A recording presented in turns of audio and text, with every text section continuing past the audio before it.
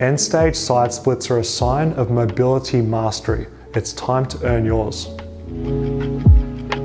The collective group of adductor muscles insert at different points on the thigh or the knee. Training which includes both straight and bent leg adductor exercises is key.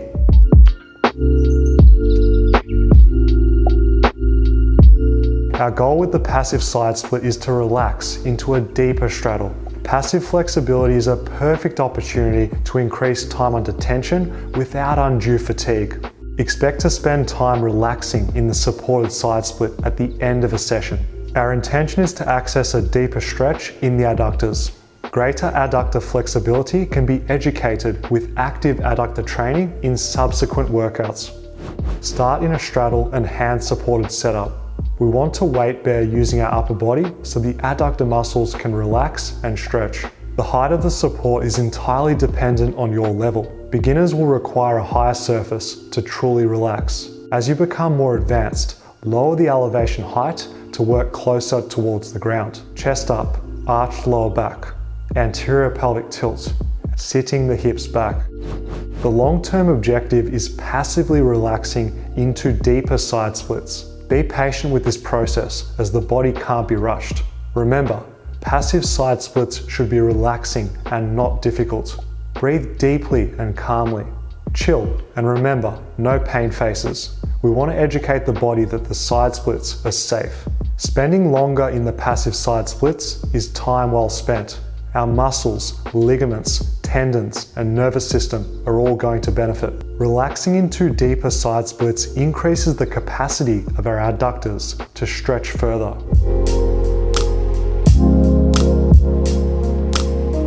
Contract, relax, antagonist contract is an effective way of increasing range of motion. By using isometric contractions, we're able to coax the CNS into overcoming the natural stretch inhibition. Long story short, with Taylor's pose crack, we can access an increased depth, tolerate an increased stretch, and overcome our previous limits. After setting up in Taylor's pose with all good body mechanics, here's the sequence. We're going to repeat an alternating series of contractions to go deeper each time. Begin by squeezing the adductors upwards without any movement. A static isometric hold for 5 to 10 seconds. Breathe out and begin ramping tension into the opposite muscles. We should now be pulling the knees towards the ground using the glutes. Continue repeating the adductor contraction followed by the glute contraction. In terms of intensity, contract with around 75% effort relative to maximum contraction. Any of the following are valuable tools to continue improving with the crack method. Aiming for increased range of motion. A big milestone is getting the knees to ground while sitting on the floor. Placing a yoga block between the feet further challenges the adductors. Combine this with elevating the glutes and feet so the crack can be progressed beyond ground level. Improve by performing more cracks in a single set. Doing so increases tolerance and builds work capacity in the adductors. Lastly, progress Taylor's pose cracks with increased weights. Upping the intensity with heavier loads should be balanced with range of motion. Our goal is to increase weights over time, but also depth. That's the best outcome. The crack sequence helps to open our hips. Essential side split ligaments and muscles are going to be stretched, which supports the base flexibility requirements. Mastery over the Taylor's pose is fundamental for unlocking your side split potential.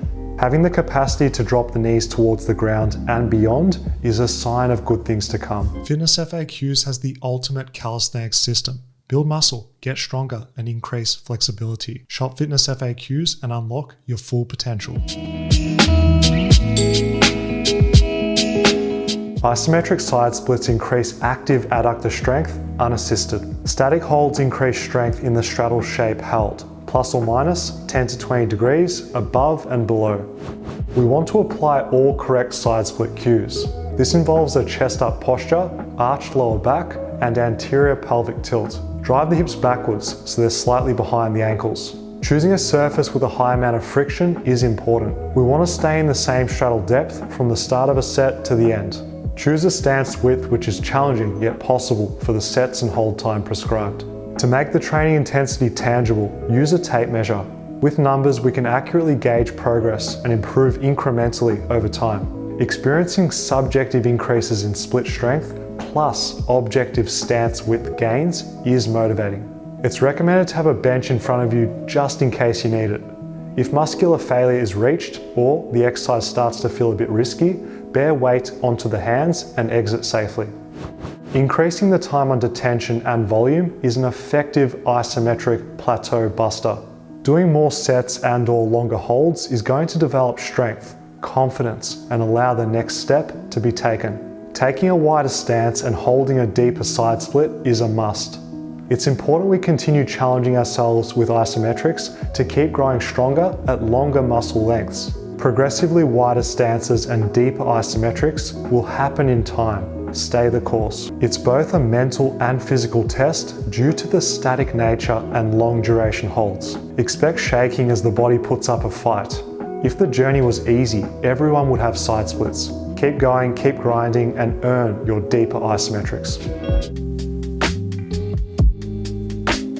We're essentially flipping the side splits upside down, using progressive increases in load and range to become more mobile. We're strengthening the adductors at long muscle lengths. The adductor fly works because we're able to modify intensity incrementally.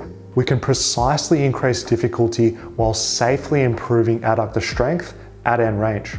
Start by laying on your back with the arms by your sides. Clenched fists helps to increase full body tension.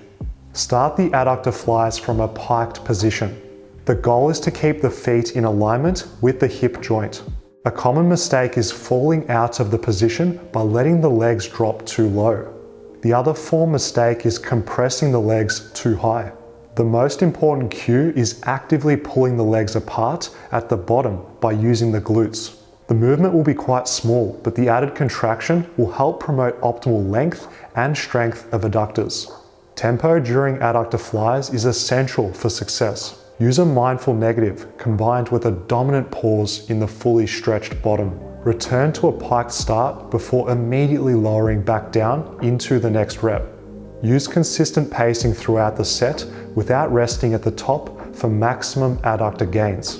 Adductor flies are best done away from a wall. Doing them freestanding builds our body's capacity to maintain correct alignment and reinforces functional recruitment patterns. Ankle weights or kettlebells are the best way to train the adductor fly progressively. Here are the main areas to improve over the course of time. Progressively pull further into the side split with the feet reaching closer towards the ground. Increasing the load continues strengthening the adductors at their end range. A longer eccentric raises the adductor's demands from start to end. Holding a longer glute contraction when fully stretched challenges the body to adapt where it matters most. Isolating the inner thighs at their fully stretched end range is a unique advantage of adductor flies. The figure 4 stretch is useful for opening the hips into external rotation and also stretching the glutes. Doing passive flexibility work is a calming adjunct which supports our side split practice. Variation 1 involves the front leg at a 90-degree angle. Now place the foot near the front leg and hug the knee tightly in towards your chest. We're going to relax and allow gravity to do all of the work. Through the use of deep breathing and time, our hips are going to stretch and the body is going to sink deeper towards the floor. While in the stretch, keep long through the spine and cue a chest up posture.